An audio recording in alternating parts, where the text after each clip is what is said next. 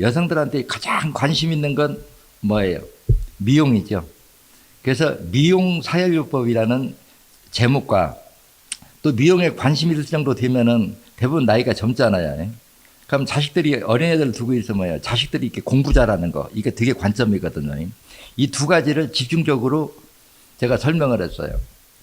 그럼 우리가 이제 아름다움이라고 하는 거를 우리가 정의를 할 필요가 있어요.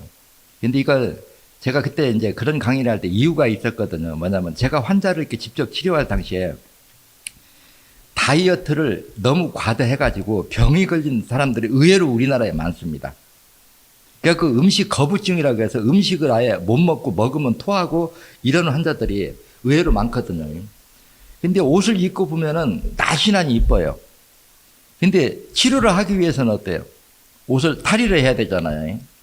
그러면 딱 보면은 집단이나 한참 이쁘려고 외형으로 옷 입고 있으면 날씬한데 피부가 건선 피부로 하얗게 일어난다든가 또 이게 너무 음식을 양을 줄여버리면은 간이 망가져요. 한번 생각해 보세요. 중산 탄인산이 간이 먹어치우는 게 피를 여과하는 기능인데 여과 기능만 따지지 말고 모든 생명체는 먹어야 살아요. 우리 인체는 먹이사슬 연결고리라고 그랬어요. 중산 탄인산을 너무 안 먹어버리면 간에 먹이가 오는 걸까요? 안 들어오는 걸까요? 네, 안 들어오죠. 그럼 안 들어오면 먹지 못했으니까 배설물이 쓸개 담즙은 어때요? 정상적으로 생길 수가 없죠. 그러면 해독이 안 돼요.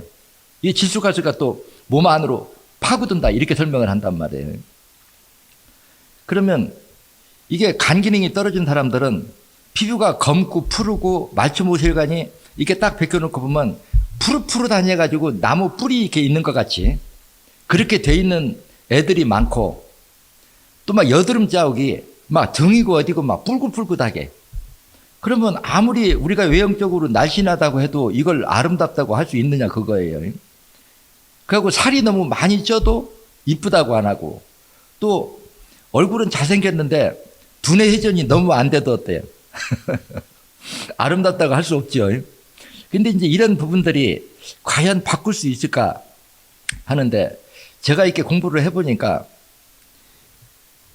모든 게 제 언어 중에서 재밌는 내용이 있어요. 뭐가 있느냐고 하면 밥을 비정상적으로 많이 먹는 사람, 소화가 안 돼서 적게 먹는 사람, 또 살이 많이 찐 사람, 또 아주 바싹 마른 사람, 정반대되는 사람은 똑같이 2, 3, 6, 8번을 빼봐라. 그러면 뚱뚱한 사람은 살이 빠지고 너무 삐쩍 마른 사람은 살이 찌고 밥을 너무 많이 먹던 사람은 식사량이 줄고 너무 적게 먹는 사람은 식사량이 적당히 늘어요. 이 말을 그냥 풀어보면 우리가 외형적 모든 비정상은 따지고 보면 장기의 기능이 떨어진 합병증일 것뿐이라는 거예요. 그리고 또 부분적으로 우리가 전립선 비대가 있으면 대부분 초창기에는 요실금이 있어요. 여성이 너무 아름다운데 2, 30분마다 화장실 간다고 자꾸 돌아다니는데 어쩌도 한 번도 아니고 계속 돌아다니면 보면 느낌이 어때요? 이것도 아름답다고 할 수가 없어요. 살이 너무 쪄도 피부가 깨끗하지 못해도 하얀 빈이 일어나도 피부가 울긋불긋해도 여드름 염증성이 많아도 뚱뚱해도 아름답다고 할 수가 없는 거예요. 근데 이런 진정한 아름다움이라고 하는 것이 장기의 기능을 회복시키지 않고는 불가능한 거예요. 그래서 그때 제가 자주 한 말이 있죠. 너무 뚱뚱해 살 빼줄까? 너무 말라서 적당히 살 찌게 해줄까? 가슴이 너무 커? 줄여줄까? 너무 작아? 키워줄까?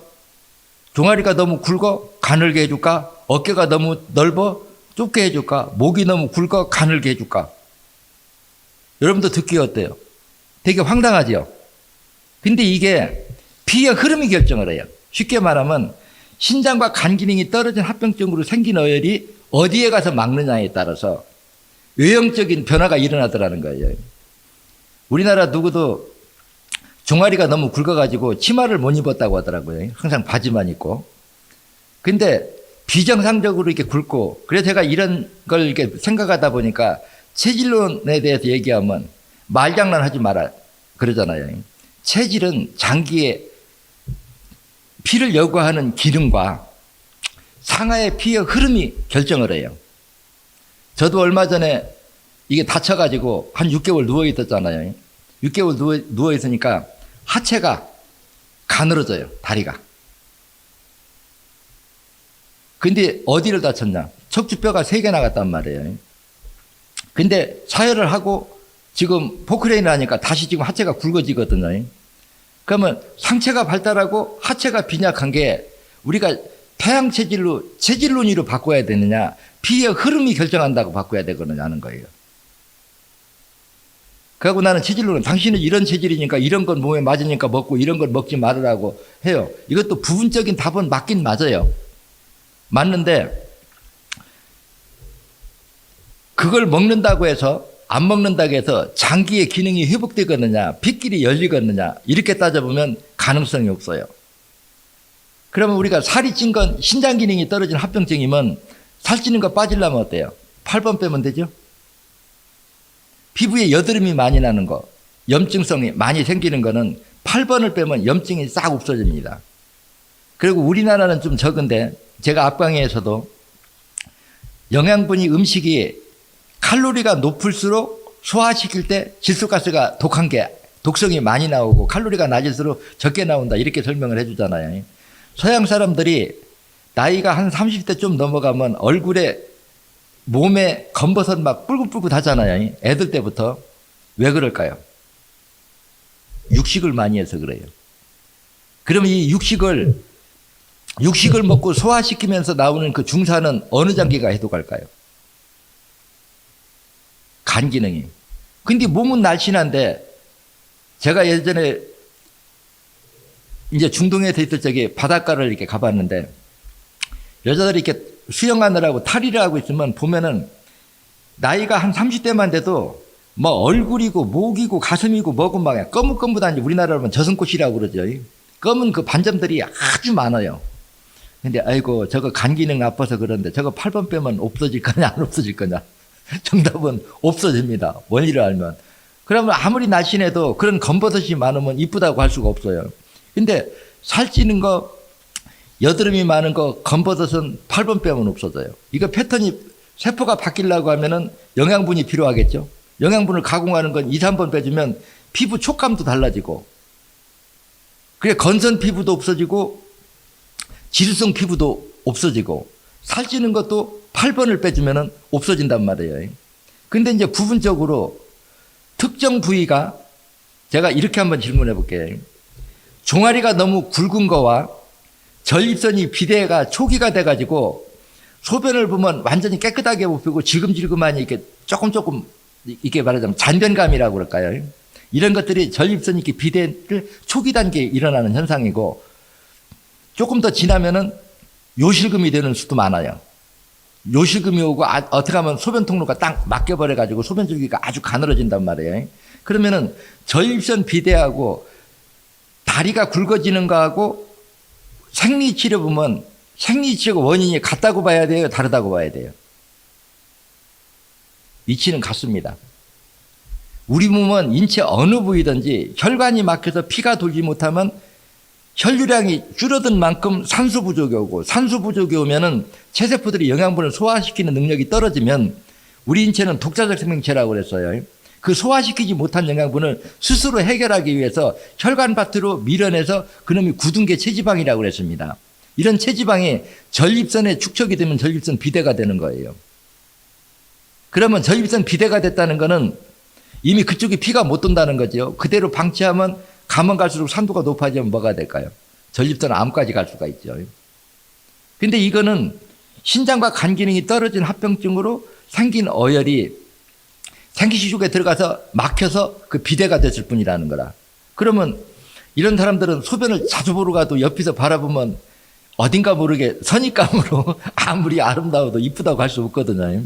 근데 이런 것들을 사회라는 위치만 바꿔주면은 비정상적으로 굵은 것도 작은 것도 그리고 가슴이 너무 커요 줄여줄까요? 그러면 이런 말이 과연 저게 가능할까? 이런 생각을 가질 수가 있어요. 근데 비정상적으로 세포 분열이 빠른 거는 원인이 뭐라고 했죠? 모든 생명체는 생명의 위협을 느끼면 비정상적으로 세포 분열을 빨리 합니다. 또 플러스 생명의 위협을 느끼는 원인 물질은 뭐예요? 강산이죠. 그럼 또 산도가 높으면 수분은 어떻게 될까요? 끌어모으죠. 그러면 이 상태가 되면은 수분을 끌어모으고 또 피가 못 들면 산소가 부족하고 소화시키지 못한 영양분을 밀어내면 비정상적으로 가슴이 너무 엉뚱하게 커집니다. 이래서 고통받는 사람들 의외로 많거든요. 옛날에 제가 이제 어렸을 때 기억하면 땀이 나면 거가 습진이 나가지고 늘 가운데다가 수건 넣어놓고 이렇게 지내는 사람들 종종 봤거든요. 근데 그때만 해도 공부하기 전에는 그게 왜 그렇게 비정상적으로 커지는지를 몰랐어요. 근데 이게 피의 흐름, 피가 못 돌면 산소 부족은 소화시키지 못한 영양분을 밀어내게 돼 있고 또 산도가 높으면 수분을 끌어모으고 또 혈관 밖으로 밀어낸 건 체지방으로 만들어지고 이런 것이 합작품이 돼가지고 비정상적으로 가슴이 이렇게 커지는 거예요. 그럼 이럴 때 8번하고 5번하고 55번을 빼주면 어떻게 될 거냐?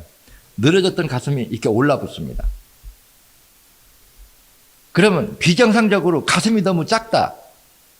그러면 비정상적으로 가슴이 너무 작은 거하고 큰 거하고 원인이 다를까요? 같을까요? 원인은 같아요. 왜냐하면 모든 생명체는 영양 공급이 안 되면 세포 분열이 안 일어나요. 이제 우리 몸이 이제 어떤 게 있느냐고 하면은 제가 체세포의 한 마리의 수명은 정상이라면 80일을 살고 80일을 살면 사람의 자식 놓듯이 세포 분열을 통해서 건강한 자식 세포는 남겨놓고 부모 세포는 녹아 없어져서 일부는 영양분으로 재활용이 되고 일부는 모공을 통해서 밖으로 나와서 보습 효과를 한다 이렇게 설명하죠. 요 속에 비밀이 있습니다. 어떤 비밀이 있느냐? 영양 공급이 안 되면 세포 분열이 안 일어납니다. 그러면 수명이 다한 세포가 녹은 건 어떻게 하느냐?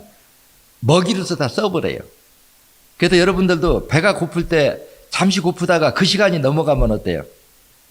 배가 안 고프지, 허기진 게 없어지죠. 뭐냐면 기존에 있는 걸 써버리는 거예요. 그냥 먹고 싸고 내 몸에서 그대로 순환시키는 기능이 우리 몸에 있다는 거예요. 그래서 동면하는 동물들은 이게 고도로 발달하면은 사람도 막 몇 년씩 안 먹어도 살고 물만 먹고도 살고 이렇게 사는 것들이 그 속에서 작은 비밀이 있다는 거예요. 그러면 어때요? 새로 태어나는 세포는 영양분이 공급이 안 되면 그 세포 입장에서 자식 수를 늘리면 자기가 죽는다는 걸 알까요? 모를까요? 알죠. 그래서 체세포 개체수가 줄어들면 가슴은 줄어들 수밖에 없어요. 그러면 최종적으로 왜 영양 공급이 줄었느냐? 혈관이 막혀서 체세포 개체수가 줄어든 만큼 어때요? 가슴은 쪼그라들 수밖에 없죠. 그래서 이 통로를 열어주면 비정상적으로 큰 거는 피가 못 들면 산도가 높으면 수분을 끌어모으고 또 산도가 높아진 만큼 산소 부족이면 소화시키지 못한 영양분을 혈관 밖으로 밀어낸 게 산과 화학 반응을 일으켜서 체지방으로 누적된 게 그게 거대 가슴으로 커지는 원인이더라는 거예요. 그것이 다 피의 흐름이. 그래 영양 부족으로 끝나는 적에는 빈약 가슴이 되고 산도를 높이고 산소 부족이 온 건 비대 가슴이 되더라는 거예요. 그래서 8번하고 5번, 55번을 빼주면 늘어졌던 가슴이 상당히 올라붙습니다. 그래서 제가 항상 남자고 여자고 사혈하기 전에 정상이 아닌 거 노트에다가 다 적어놓고 적으면 평균 100까지 200까지 적는다. 그래갖고 앞뒤 핸드폰으로 사진을 찍어놓고 체세포 한 마리의 수명이 80일이라고 하면은 약 3개월이잖아요. 3개월마다 계속 사진을 찍어보면 몸이 바뀌는 게 사진으로 잡혀요. 늘어졌던 피부가 올라붙고 검버섯이 떨어져 나가고 새로 분열된 세포로 바뀌어버리면은 검버섯이나 잡티 같은 게 없어지는 게 바뀌거든요. 그러면 이게 바뀌려고 하면 피부가 깨끗하려고 하면 멜라닌 색소가 없어야 돼요. 검버섯이 없어지려고 하면 그건 8번을 빼면 되고 세포 패턴이 빨리 바뀌려고 하면 2, 3번을 사혈해 주면 되거든요. 그러면 피부가 깨끗해요. 근데 이제 재수 없이 신장과 간 기능이 떨어진 합병증으로 생긴 어혈이 재수 없이 목 쪽에 많이 쌓여 있다. 그러면 목이 비정상적으로 굵어져요. 그럼 8번하고 9번하고 53번을 빼주면 과연 이 굵어진 목이 다시 가늘어질까 안 가늘어질 것 같아요. 가늘어집니다. 그러면 잡티도 없인 거지. 그러니까 비정상적으로 상대에서 비대칭적으로 굵어진 것도 피의 유속이 결정을 한다는 거예요. 그래서 피의 흐름만 정상으로 돌려주면 비정상적으로 커진 거. 예전에 제가 아줌마 궁딩이라는 용어를 많이 썼거든요.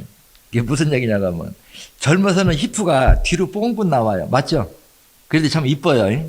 근데 나이가 들면 뒤는 푹 꺼져버리고 옆으로 이렇게 벌어요. 그래서 펑퍼짐한 궁딩이는 이제 나이가 들어서 그러니까 아줌마 궁딩이라고 그러는데 나이가 한 50대 돼가지고 뒤는 꺼져버리고 옆으로 이렇게 번졌어요. 이걸 다시 미용적으로 뒤에는 뽕긋하고 옆으로는 줄어들게 가능할 거냐? 가능합니다. 1차적으로 6번, 14번을 8번하고 이게 8번, 14번은 1순위, 아니 참 6번, 14번은 1순위, 2순위로 8번을 빼고 41, 42 골반 통해를 빼주면은 뒤에 히프가 꺼졌던 게 다시 이렇게 살아나고 옆으로 늘어났던 거는 다시 줄어들어요. 이게 5, 60대가 돼도 다시 체형을 잡을 수가 있어요. 그러면 체형도 사일요법으로 바꿀 수 있고 살찌는 것도 바꿀 수 있고 피부 상태도 바꿀 수가 있고 가슴이 너무 비적한 것도 너무 큰 것도 바꿀 수가 있단 말이에요. 그런데 이거 얼굴은 예쁘게 생겼는데 너무 머리가 안 돌아가. 그러면 이 두뇌 개발은 바꿀 수가 있느냐 하는 게 관건이거든요. 그래서 저도 이게 이제 우연하게 사람이 이렇게 생각이라고 하는 게 어떤 공부든지 끝없는 의문이에요. 질문. 그 옛날에 제가 직접 환자 치료할 때 정신과 질환을 치료해 줬더니 그 환자가 소개하는 사람들은 다 정신과 질환자가 오더라고요. 근데 오늘 애들을 보니까 주로 전부 다 정신과 질환 우울증이 걸린 애들이 강남 출신들이 많아요. 그래서 공통점이 뭐냐? 부모의 기대 심리는 높은데 자식은 그 공부를 부모 기대만큼 따라가들 못하는 거예요. 그러니까 이게 그 중압감이 너무 눌려갖고 나중에는 우울증으로 오고 정신 착란까지도 진행이 되더라고요. 그러면 육체적 질병은 다 고칠 수 있는데 공부가 안 돼가지고 대학에 자꾸 2번, 3번 떨어지다 보니까 우울증이 온 거는 공부를 잘하게 만들어줘야만이 궁극적인 치료가 되지 그걸 해결을 못하면 부모한테 교육시킬 수도 없고 공부 포기하라고요. 그래서 언뜻 생각하는 게 그런 생각이 들더라고요. 공부를 잘하는 사람 뇌의 구조와 공부를 못하는 사람 뇌의 구조가 뭐가 다를까 하고 의문을 풀다 보니까 제가 뇌의 구조를 어떻게 얘기해요. 뇌세포도 옛날에 제가 이런 내용을 발표할 때는 뇌세포는 한 번 만들어지면 영원히 안 바뀐다고 학자들이 얘기했습니다. 여러분들 알고 있는지 모르겠어요. 요즘에 와서 뇌세포도 분열한다고 바뀌었지 옛날에는 뇌세포 왜냐 한 번 기억했던 걸 계속 하니까 뇌세포는 안 바뀐다. 근데 제가 뇌세포가 분열할 때 2가지 기능에 대해서 설명을 하죠. 하나는 뭐냐 기존에 있는 정보가 새로 분열된 이렇게 자식 세포한테 넘겨질 때 기억력이 흐려진다는 거예요. 그리고 또 하나는 뭐냐 뇌세포가 분열할 때 녹음기로 말하면 공테이프가 만들어져요. 그래서 이제 말하자 암기력 현재 접하는 게요. 그러면 뇌세포 분열 기능이 떨어져 버리면은 이게 녹음기로 말하면 공테이프가 없기 때문에 책을 읽으면 한 장 넘기면 앞에 거 지워지고 뒤에 하면은 앞뒤가 연결이 안 되니까 공부를 할 수가 없지요. 그래서 기억력이 떨어지면은 공부를 잘할 수가 없다는 거예요.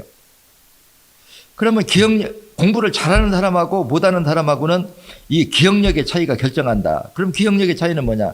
뇌세포 분열 기능이 결정한다. 그리고 공부를 못하는 애들이 공통점이 뭔지 알아요? 책상 앞에다 앉혀놓고 공부만 실제 하려고 들면 머리가 열이 나고 터지는 것 같다고 그래요. 그리고 한 자리에 앉아 있으면 답답해서 못 앉아 있어요. 근데 이런 부분들을 신천생리학에서는 어때요? 고칠 수가 있죠.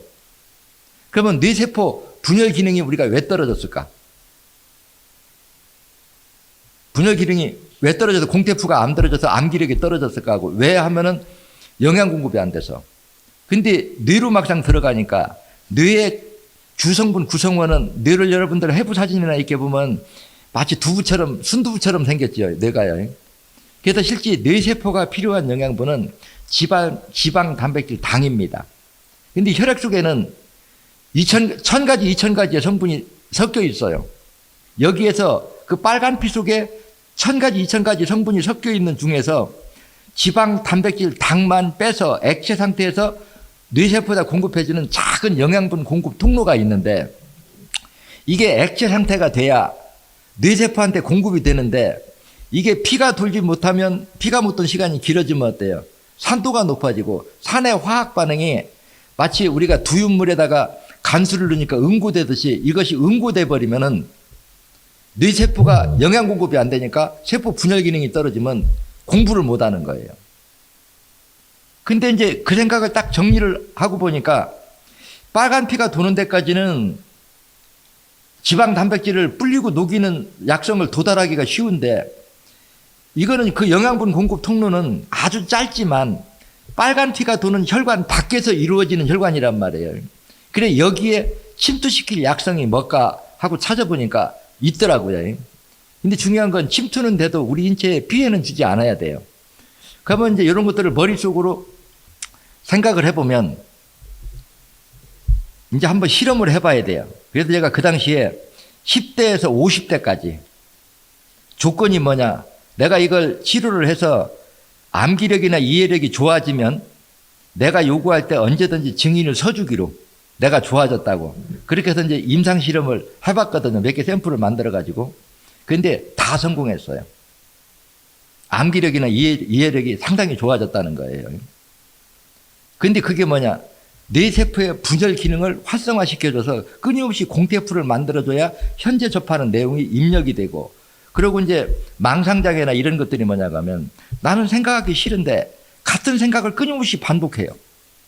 그래 놓고 나중에는 그게 망상인지 몰라고 그게 현실로 받아들여져 가지고, 그러니까 우리 뇌는 정상적인 사고력도 입력이 되고 망상, 잡생각도 입력이 돼서 이게 오래되면은 현실인지 가식인지 구분을 못 해요. 이게 이제 망상장애 환자들의 공통점이거든요. 그러면 이게 비밀이 뭐냐고 하면 뇌세포가 분열할 때 기존에 있는 정보가 새로 분열된 뇌세포한테 넘겨줄 때마다 정보가 이렇게 약해져서 기억력이 흐려져요. 그래야 사람이 아무리 큰 충격을 받아도 세월이 지나면 그걸 잊혀져서 잊을 수가 있는데, 뇌세포 분열 기능이 떨어지면은 한 번 입력됐던 게 카세트 녹음 테이프도 같은 생각이 자꾸 반복이 돼가지고 그게 확대 재생산이 돼가지고 이게 현실인지 가상의 세계인지도 본인도 모르는 거란 말이에요. 이게 이제 망상장애 환자의 특징이에요. 그래 이제 이런 것들을 치료하려고 하면은 뇌세포의 분열 기능을 활성화시켜줘야 되는데, 빨간 피가 도는 데까지는 그 혈관을 막고 있는 어혈을 녹이기가 쉬운데 이건 혈관 밖에서 일어나니까 거기까지 도달할 성분이 뭐가 있을까 하고 찾아보니까 방법이 있더라는 거예요. 그래서 이거를 10대, 20대, 30대, 50대까지 이렇게 임상실험원에서 다 성공을 했어요. 그래서 제가 지금 중국에 있는 그 대리점장도 아들이 너무 이제 공부를 못 해가지고 이 점수 갖고는 도저히 대학에 갈 수가 없거든요. 근데 이제 내 강의를 듣다 보니까 자기 자식한테 실험해볼까 하고서는 이제 청명회를 갖다가 먹이고 자해를 해가지고 대학에 합격했다고 감사하다고 제일 먼저 저한테 감사 인사 하더라고요. 그래서 제가 여러분한테 이렇게 설명해 주는 거는 이미 임상 경험을 충분히 겪은 걸 얘기해 주는 거지 다른 게 아니에요. 근데 이제 이런 기능이 간이 돌처럼 굳은 거, 정맥류, 아니면 담석, 몸에서 돌이 생기는 거, 이런 것들을 전체를 불리는 게 침투력도 있어야 되고 이게 녹이는 기능도 있어야 되고, 이거를 그래서 녹였다 불렸다 이렇게 하면서 이렇게 침투를 하면은 깊이 들어갈 수 있거든요. 근데 이제 저는 다행히 모든 식물들이 젖살기 위해서 나왔고 자기 몸을 방어하기 위한 수단이 있거든요. 근데 이게 음의 성질을 가진 걸수록 침투력이 강하고 양의 성질을 가진 걸수록 침투력이 약해요. 근데 양의 성질은 불에 태워보면 화기가 강하고 음의 성질은 불에 태우면 화기가 약해요. 근데 이거를 다 호명해 주면 이제 말썽이 나니까 제가 그래서 옛날에 이제 얘기할 때였어요. 마지막까지 사실은 공부 못하는 사람을 공부 잘하게 해주는 거는 건강 치료하는 건 아니잖아요. 그래서 내가 회사 직원들을 위해서 이 청명린 만드는 것만큼은 내가 공개를 안 하겠다고, 다른 거는 다 공개를 해도 하나 정도는 놔둬야 내가 죽고 없어도 우리 산 직원들이 여기서 먹고 사니까 그거 하나는 공부 잘하게 하는 거예요.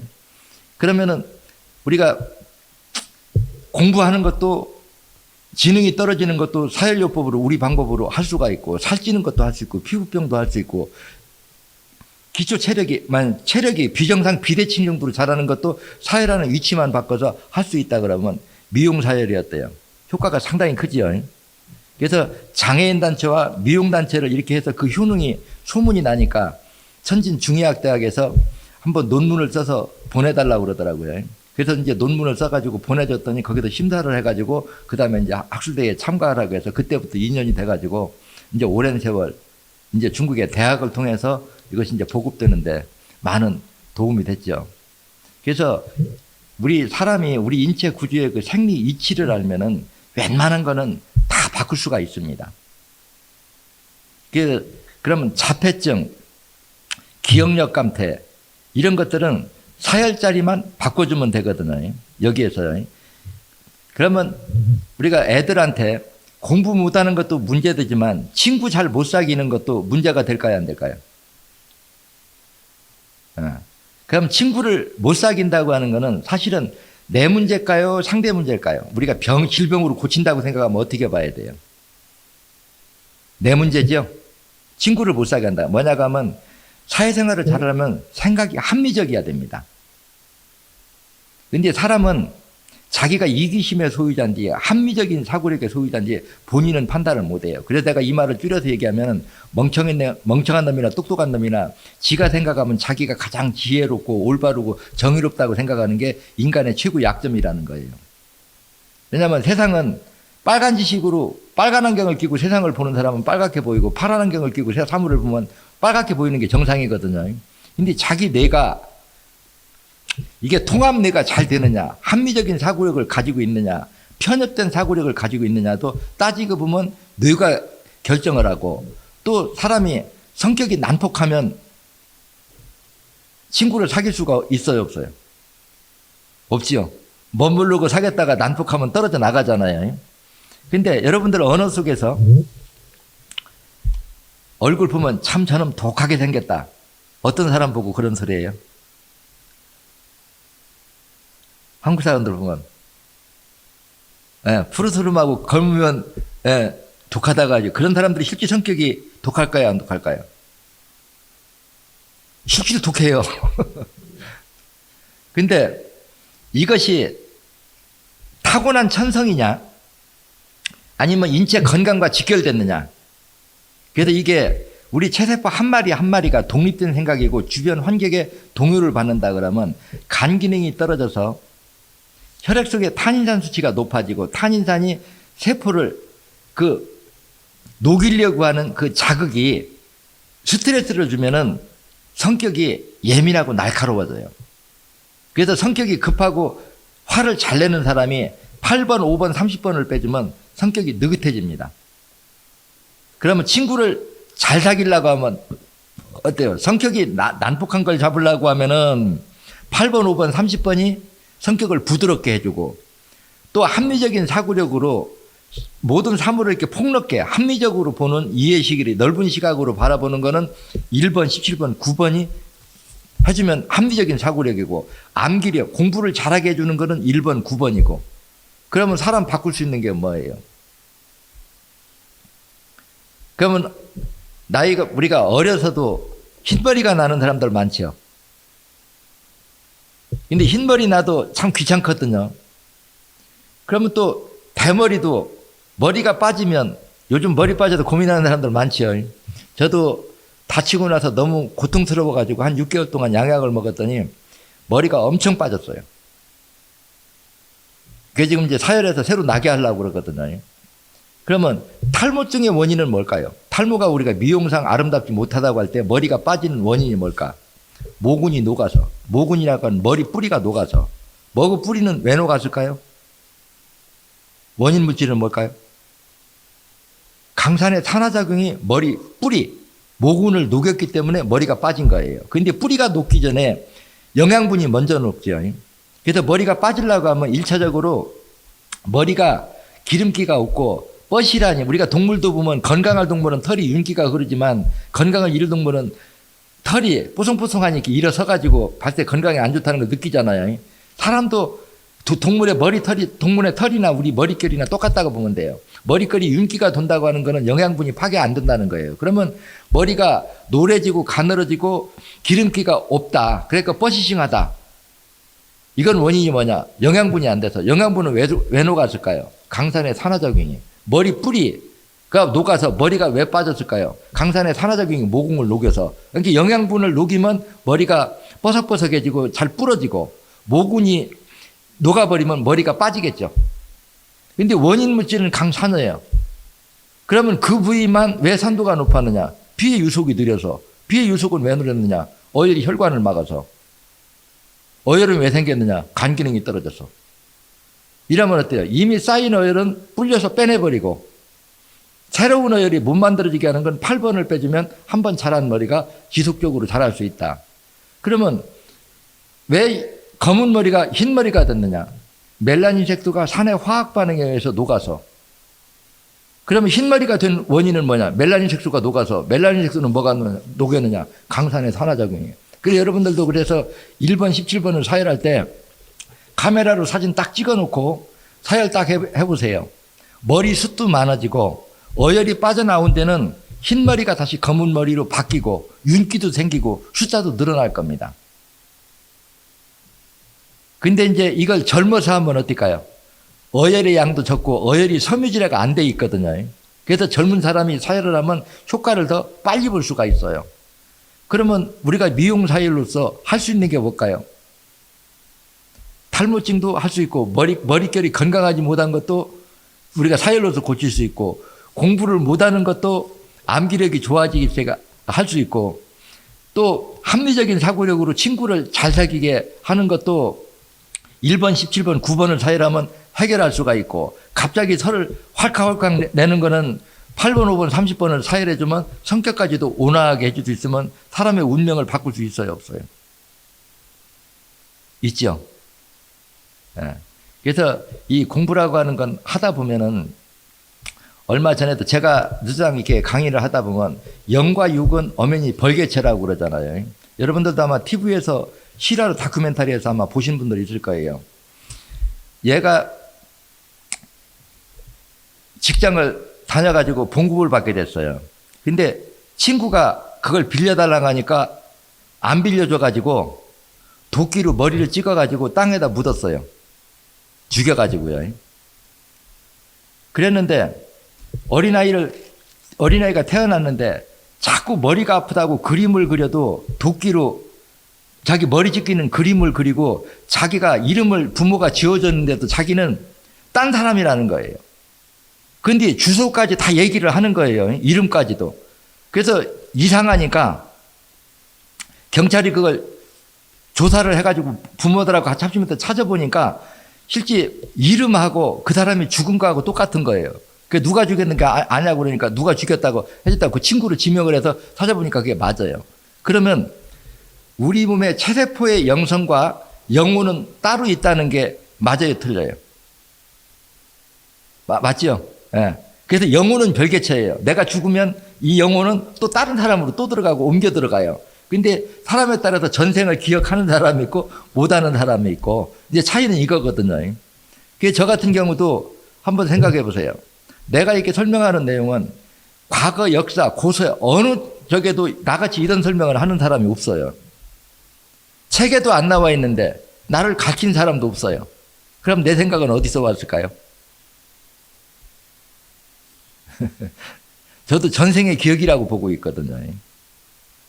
그래서 나는 배우지 않아도 많은 부분들을 알 수 있는 게 이게 전생의 기억이에요. 그러면 이제 이런 것들을 생각하면 우리가 이식수술의 문제점이나 성격이나 우리가 영과 육을 성격에 어떻게 작용하는가를 알아야 우리가 정신과 질환도 치료할 수 있고, 그래서 이런 것들을 다 공부하고 나면은 친구를 못 사귀는 것도 참 불편한데 사혈요법으로 친구도 잘 사귀게 할 수도 있고, 화를 많이 내는 것도 고칠 수 있고, 살찌는 것도 고칠 수 있고, 체형이 바뀌는 것도. 그래서 제가 중국에 가면은 표현이 그래요. 아줌마에서 선녀됐다고 표현해요. 지금 우리 대리점장 하나도 지금 활동을 하고 있습니다. 그래서 과거 10년, 20년 전에 사진하고 지금하고 사진하고 이렇게 딱 되면 몸의 체형, 완전히 바뀌어 있어요. 근데 이제 그만큼 변하려고 하면 그만큼 열심히 노력은 해야 되는데 그게 이제 완전한 믿음이 있어야 그 노력을 하죠. 근데 보편적으로 사람들이 이제 끈기가 어디에서 포기하냐고 하면 제 언어 속에서 어혈은 어느 장기가 만든다고 가르쳐요. 신장과 간 기능이 떨어진 합병증으로 어혈이 만들어진다고 설명을 하죠. 그러면 기존에 있는 어혈을 빼내는 것도 중요하지만 한번 뚫었던 혈관이 다시 안 막히게 하려고 하면 새로운 어혈을 못 만들어지게까지 하는 데까지 회복을 해야 돼요. 그렇죠? 그러면 어디를 끝까지 빼야 된다 소리예요? 8번이죠? 8번을 빼놔야 새로운 어혈이 생기는 거를 중단이, 100은 아니어도 90% 이상은 중단이 되거든요. 그래야 한번 뚫었던 데가 다시 또 막혀가지고 같은 병이 재발하는 걸 막을 수가 있거든요. 근데 제 언어 속에서 핵심을 이해할 필요가 있어요. 신장 기능이 떨어지면 살이 찌고 간 기능이 떨어지면 배가 나온다고 그랬어요. 이 말을 이렇게 진단했다고 그러면 뒤집어 봐야 되겠죠. 신장 기능이 회복되면 살이 빠져야 되고 간 기능이 회복되면 배가 들어가야 돼요. 맞죠? 그래서 이런 변화가 안 일어나면 8번이 제대로 안 빠진 거예요. 그래서 우리 방법 중에서 가장 기본 사열이라고 하는 게 뭐예요? 2368이죠? 그래서 2번, 3번은 세포가 분열하는 데 필요한 영양분을 가공하는 거. 위와 장. 2번은 위장, 3번은 장, 두 가지 장기를 회복시키는 거고 8번은 신간혈이란 말이에요. 그렇죠? 근데 8번이 왜 이렇게 중요하냐? 피를 맑게 여과 유기시키는 게 물론 췌장도 중요하고 다른 장기도 중요해요. 근데 이제 망가지는 순서가 맨 처음에 신장 기능이 망가지면 그 다음에 반드시 합병증으로 간 기능이 망가지고 간 기능이 망가지면 그 다음에 췌장 기능이 망가져요. 이 말이 상당히 중요한 말입니다. 신장 기능이 망가졌을 때 얼른 신장 기능을 회복시키면 간 기능이 망가질 필요가 없어요. 그러면 신장 기능이 망가진 합병증으로 간 기능까지 망가졌다 그래도 이때 신장과 간을 회복시키면 췌장 기능이 떨어져서 당뇨병까지 가지 않아도 된다는 거예요. 이게 지금 제가 제일 안타까운 점들이거든요. 그래서 저도 웬만큼 이제 망가지고 좀 쉬었다가 다시 한번 이제 확 빼면 몸을 좀 한번 바꾸려고 하는데 지금 현재 상태도 피부는 8번 사혈하기 전보다 월등히 깨끗해졌어요. 그리고 누워있을 때 이제 다리가 이렇게 쇠다리처럼 하체가 이렇게 빈약해지더니 6번, 14번 이렇게 빼고 나서 다시 지금 하체가 굵어지기 시작하거든요. 그러면 체형 마음대로 바꿀 수 있어요, 없어요? 좀 힘은 들지만. 근데 이제 이게 비만에 대해서 내가 그동안에 강조를 안 한 건 살이 이미 막 80kg, 100kg 찐 사람들은 어혈의 양이 엄청 많아요. 빼는데 몇 년 걸려버리거든요. 근데 우리나라 사람들 어떤 사람이든지 성질이 급해갖고 빨리 변화가 안 일어나면 그래서 이거 살찌는 거는 내가 살 빼는 건 강조하면 안 되겠다 싶은데 이제 젊은 층들은 어때요? 애들 때는 어혈의 양이 그렇게 많지 않기 때문에 초장기에 잡으면 살찌는 것도 신장과 간 기능이 떨어지기 초기 단계에서는 어혈의 양이 많지 않기 때문에 변화가 빨리 일어난다는 거예요. 그래서 젊어서 30대 이전에 우리가 신장과 간을 고치는 거와 나이가 이제 50대, 70대 돼서 막 어혈의 양을 어마어마하게 만들어 놓고 이걸 빼는 거하고는 큰 차이가 있다. 그래서 우리가 미용적으로 우리가 사혈요법을 적응하면 저는 한 30대 이전에 하면은 효과를 어마어마하게 볼 수 있다. 그러면 얼굴에 검버섯이 있어도 지울 수 있다. 건선 피부로 마른 비늘이 떠는 것도 고칠 수 있다. 염증이 있는 것도 여드름이나 뽀드라지 염증 질환도 고칠 수 있다. 살찐 것도 고칠 수 있다. 체력이 불균형적으로 발달하는 것도 사혈하는 위치만 바꿔서 바꿀 수 있다. 그러면 미용적으로 하기 좋죠. 근데 여성분들이 실제 이제 사회를 여러분들도 2번, 3번, 8번 빼면 피부가 깨끗한 거 느껴져요? 못 느껴져요? 느껴지죠? 손으로 만져봐도 촉감이 달라지죠? 예. 그래서 이렇게 미용이 예민한 사람들은 오히려 미용 쪽으로 이걸 설명을 해도 접근하기 좋아요. 그러면 어때요? 외형이 아름다우려고 하면 장기 기능이 제 기능이 되지 않고는 외형적 아름다움을 가질 수가 없고 또 사람이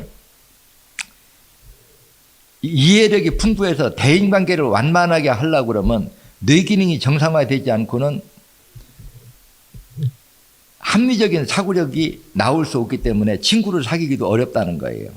그래서 제가 어린아이들한테 이제 유혹할 때 중학생들을 사회시킬 때 너 친구 많이 사귀고 싶어? 달리기 잘하고 싶어? 달리기 잘하고 싶으면 5번 30분 빼. 살찌기 싫어? 8번 빼야. 여드름 있는 거 싫지? 여드름도 나왔으니까 제가 그런 생각을 해봤어요. 옛날에 보면 지금도 그럴 거예요. 사춘기 때 여드름이 많이 나죠. 보통 사춘기 때 남자고 여자고 여드름이 많이 나요. 근데 사춘기 때 여드름이 안 나는 사람도 있어요. 그리고 또 여드름이 젊어서는 안 나다가 나이가 들어서 여드름이 많이 나는 사람도 있어요. 그러면 통계적으로 보면은 사춘기 때 여드름이 많이 나니까 누구나 홍역처럼 이렇게 지나가는 것다 생각할 수가 있고 멈출 수가 있는데 여드름이 왜 생길까 하고 봤더니 제가 공부를 정리해 보니까 간 기능이 떨어진 사람이 여드름이 많이 나더라는 거라. 그러면 왜 이게 사춘기 때 여드름이 많이 날까? 세포 분열이 빠를수록, 그러니까 제가 건강의 기준점이 잡을 나이가 보통 14, 5세라고 얘기를 하잖아요. 이 말이 이제 무슨 얘기냐고 하면 어린아이로 태어나서 120조 마리의 세포 분열이 다 끝났을 때가 약 14, 5세 때가 되는데 이때가 우리가 사춘기 때란 말이에요. 그럼 이 사춘기 때는 세포 분열이 왕성하려고 하면은 영양분을 그만큼 소화 연소를 많이 시켜야 돼요. 그러면 소화시킬 때 나오는 그 불순물은 어느 장기가 여과를 해야 될까요? 간이죠. 예. 요사는 약사는 신장이, 중산 탄이사는 간이 여과를 해야 되는데 간이 이 중산을 여과하는 기능이 떨어지면 그 여드름이 많이 나더라는 얘기라. 그래서 이제 이 생각이 딱 정리가 되고 나니까 실험을 해봐야지요. 그래서 실제 이제 8번을 여드름이 많이 나는 사람들을 8번을 뺐더니 여드름이 딱 사라지더라는 거라. 그래서 사춘기 때 의외로 여드름 때문에 스트레스 받는 사람들 많아요. 또 미용적으로 보면 제가 아는 누구 하나도 발가락 냄새가 너무 심해가지고 자살한 사람이 있어요. 스트레스를 너무 받아서. 여성들이 사춘기 때 신발만 벗으면 양발에서 발에서 송장성 냄새가 나면 스트레스 받아가 누가 그걸 자꾸 지적질하면 그 스트레스가 노이로제 걸리잖아요. 그래갖고 너무 심해서 자살까지도 한 사람을 내가 봤는데 발냄새가 나도 이거 참 고통스럽거든요. 근데 우리 방법으로 발냄새, 겨드랑이 냄새, 인내 고칠 수 있어요, 없어요? 있죠. 그래서 발 냄새가 많다든가 발에 무좀이 많이 난다는 것은 그쪽으로 피의 흐름이 원활하지 못하기 때문에 그런 거예요. 우리 몸은 모든 혈액과 영양 공급과 산소 공급은 혈액을 통해서만 공급이 되거든요. 그래서 피가 돌지 못하면 온도가 떨어지고 온도가 떨어지면 산소 부족은 온도를 떨어뜨리지만 산소 부족은 영양분 소화시키지 못한 영양분을 모공을 통해서 밖으로 밀어내버려요. 그러면 그 밀어낸 영양분은 칼로리가 높아요, 낮아요? 높죠. 그럼 여기서 여러 가지 미생물이 달라붙어서 그놈이 먹고 소화시킨 배설물인 질소 냄새와 또 우리 몸에서도 세포들이 영양분을 소화시키면서 나오는 질소가스가 기체 상태에서는 내 몸의 온도가 따뜻한 데서는 기체로 돌다가 온도가 낮은 데 오면 액체화돼서 거기서 뭐예요? 이놈이 섞여서 냄새를 나면은 이게 겨드랑이고 발이고 그 찌른내가 엄청난 악취가 심할 수가 있거든요. 근데 이거를 8번, 6번 발가락이 심할 때는 26, 27 그냥 전반적으로 발 쪽에 땀이 나면 8번, 6번, 10번 빼놓고 31번은 빼주면 발 냄새 나는 거 없어질까요? 안 없어질까요? 당연히 없어져요. 겨드랑이에서 냄새 나고 땀 나가지고 축축하게 젖는 거예요. 8번하고 5번하고 겨드랑이, 여기는 내가 자주 안 빼서 하는데 여기도 사일점 있죠. 그 겨드랑이 빼주면 겨드랑이 땀 나는 거 냄새 나는 거 없어질까요? 안 없어질까요? 당연히 없어지죠. 그래서 우리가 탈모 현상도 막을 수 있고 땀 나는 것도 고칠 수 있고 피부 정상이 아닌 거 다 고칠 수 있고 할 수 없는 게 뭐가 있어요? 우리가 병명 아니고 미용적이라고 해도 미용사열로 우리 사열요법을 응용을 해도 이렇게 큰 효능을 볼 수가 있다는 거예요. 그래서 이제 실질적으로 믿고 한 사람도 그래서 중국에 가면 전체 미용사들한테 내 이름을 대면 거의 모르는 사람 없을 겁니다. 근데 중국은 한국보다 의료법이 이렇게 무섭지가 않아요. 그래서 웬만한 사람들 그냥 이렇게 뭐 핑계대고 하면 대충 넘어가고 정식 의대가 아니고도 의사가 될 수 있는 길들이 많거든요. 근데 한국은 어때요? 기득권 싸움에서 지금 현재 의사 하나 늘리자고 해도 저렇게 악의다툼하고 협박하고 난리잖아요. 그래서 실질적으로 우리가 의술이라고 하는 것도 자기들이 보는 시각만 있는 게 아니거든요. 그 밖에서 흔히 뛰는 놈 위에 나는 놈이 있다고 학문이라고 하는 건 끝이 없습니다. 세월이 지나면 나보다 나은 사람 얼마든지 나올 수 있어요. 지금 내 의술도 한번 여러분들 생각해 보세요. 지금 예를 들어서 여러분들 메이커가 좋은 게 아니면 짝퉁이 나오던가요? 좋은 물건이 아니면 짝퉁이 안 나와요. 신천생리학도 이게 치료 효능이 너무 좋으니까 짝퉁이 게 많이 생기는 거거든요.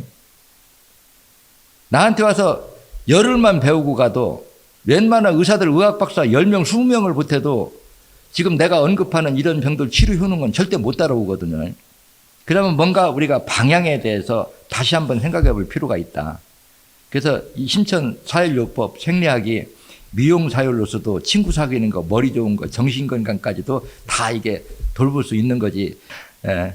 저는 여러분들이 좀 신천생리학으로 인해서 늘 여러분들 자신들 건강 지키고 한 가정에 한 사람만 올바르게 배워뒀대요. 가족들 건강 다 돌볼 수 있지요. 그래서 제 학문이 인류 건강 발전에 많은 도움이 됐으면 하는 게 제 바람입니다. 예. 여러분 반가웠어요. 감사합니다.